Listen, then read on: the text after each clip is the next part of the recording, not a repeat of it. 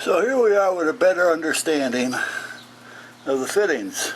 This is a grease fitting, and usually there's a cup right here covering this part from top to bottom, and when you grease it, naturally the grease comes up into this joint here and keeps the ball joint and everything in good shape.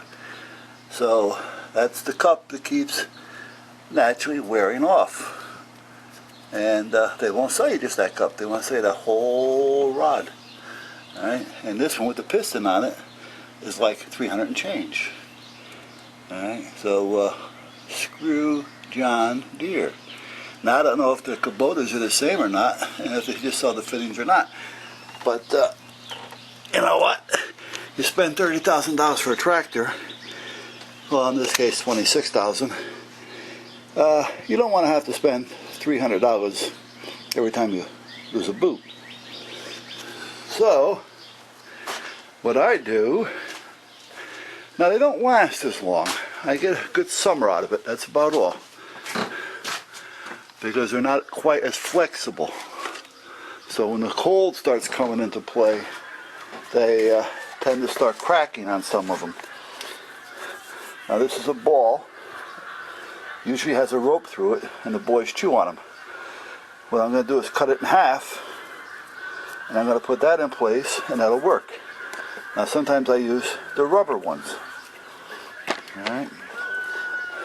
I tried using the Q chalk, but because it's not rounded out enough, it just doesn't work. But some of these toys, like this yellow one down in here, if I was to use that one, I'd cut it right about in half, just a little below half, so I'd have to have two of them. And I'd be all set. The orange ones, I'd cut it a little bit lower. I always want like 2/3 of the ball. Alright, and the same with this, I would take 2/3. If you cut it in half, you're not quite there. But I am going to use the balls this time. And I'm going to see what happens. So I'm going to cut these in half, and then I'm going to start tearing that apart, and I'll get back to you. Alright, we now have our two halves.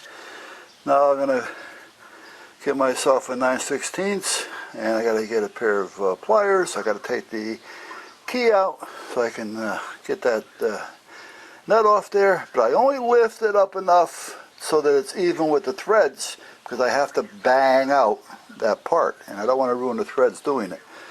So I bring it up just enough to bang it out, and I'll get back to you in a minute. Alright, now in this case it's a 17 millimeter, so we're going to loosen that up, and I'm only going to bring it up to cover the top of the threads.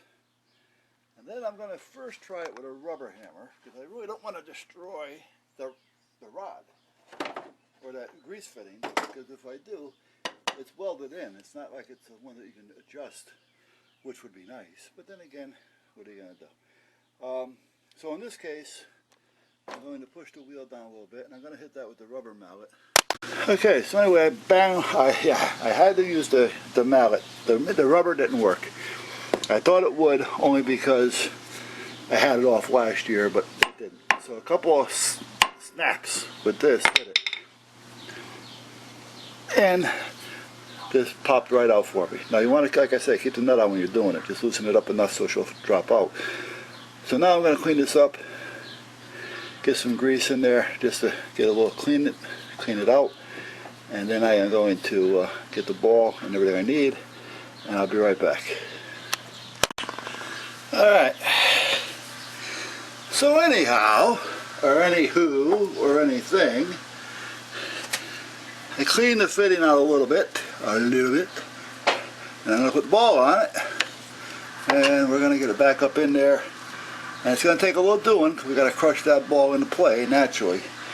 So, if I wanted to, I could kind of flatten it out a little bit, and I may have to, just thin the top out on a grinder. But if I don't have to, I really don't want to, I'd rather leave it full. So if I can just squeeze it in there, that would be the best thing to do. So if I can get this nut without knocking the camera off. Let me get the nut on there. let's see what we do. Now I know I can do it if I get the impact wrench, but I really don't feel like pulling the hose out and doing all that. So I'll do it like I'm at the union, doing a union job. Why rush? You know, when I had my boat and we were at the marina with it, the mechanics, when they're getting paid to work on your boat, whoops, let me pull that back up so you can see it. You know, they come down there with their screwdrivers and everything, and you know, they got to take out sometimes 30, 40 screws, you know, Phillip heads. And they'll sit there with their screwdriver and just take their time and do what I'm doing here. When I can understand on a lot of the screws you don't want to use it, but you know what? When you're doing that many screws and it's not a big deal, an electric screwdriver would save a lot of time. But you know, this is just snug it up nice. That's right about where it should be. Now I'll see if I can find the cotter pin. But you know, they're getting 100 and change an hour. Well, when I left, it was actually like 101 an hour. So why would, that's the marina now. You know, the mechanics work for the marina. You can't have an outside mechanic come into some of these marinas. You have to have them work on it. Or yourself. Or a family member. Alright? But they're pretty slick on that part. So, but anyway, that's in there. Now see, now I got myself a grease fitting. That was easy enough, huh? Now I'll bend the carter so that it doesn't fall out. The nut's locked in place. I can grease that and it'll hold it all up in place. The steering will be a little tight for a few minutes until the grease starts working out of the joint and grease up this ball. So up between here and here. But other than that, once the grease gets in between the two joints here, it'll start sliding on that ball and it won't get any drag. So, the pliers are holding the camera up here. Oh shit. So let me see what I can do here.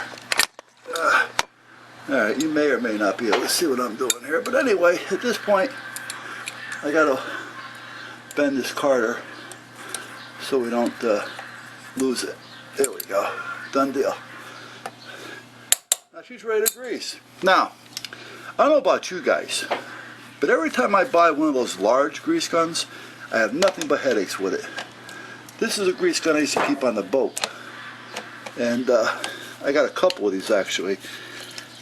And I have no problems with these. But the large ones, I put a tube in there and you know, it's like empty instantly because the plunger went right by it. Now I'm going to throw some of this up in there because it started coming out already. There. Yeah, so the plunger went right by the grease and the grease went behind it and that's it. And then sometimes you're just pumping and you're getting nowhere. This one works for me every time. Unfortunately, you can't get a lot of use out of it. Alright, I'm done with that for now. Let me finish up. Alright, now I'm going to do the same thing with the top one. This one works a little bit differently. So I have to use a different method on this one. I'm going to actually put a narrow piece in here that uses a collar. So you may not even notice that when I'm done with it. Alright, they're both done. I don't know if you can tell, but it's a yellow ball down there. So all three of them are done. I have a, well, I'll have to show you. I have a washer, it's a rubber washer, and it's a little more than 1/8 of an inch thick. A little under, well, it's about 1/4 inch, let's put it that. And it's about 1/4 by 1/4, and it has about a 1 inch or 3/4 inch opening in the center. And that's what I use on the other side on that top fitting. All it's doing is you collapse it a little bit within the two fittings and it's just like a little chamber in there. So, alright, so we're going to now change the oil because the hardest part is done. Alright, the grease fittings are done, or the boots rather, on the steering axle and the power steering pump. The grease fittings are set. And I use those little toy balls for the dogs. And you see it down there, there's one on each side. I changed the oil. I only run full synthetic because it takes a beating. It is a diesel, which is good. 4-wheel drive, which is good. Now normally if these wheels weren't filled with liquid, it would be easier if I just took the wheels off, but because they're filled, they weigh a few extra pounds and it's not that big of a deal to work around them. So, but anyway, the whole thing is greased. We have 6 grease fittings on the bucket on each side. We have 1, 2, 3, 4, 5, 6, 7 grease fittings underneath in the front end. And we have another 8 grease fittings on the backhoe section, which I'll take care of that tomorrow. Because it is close to 5 o'clock and I am beat. So I'm going to pull this out of here and straighten up these carpets. This is where the boys like to lay. And then I got to come in here with the power washer and power wash all these out. And we're done for the day.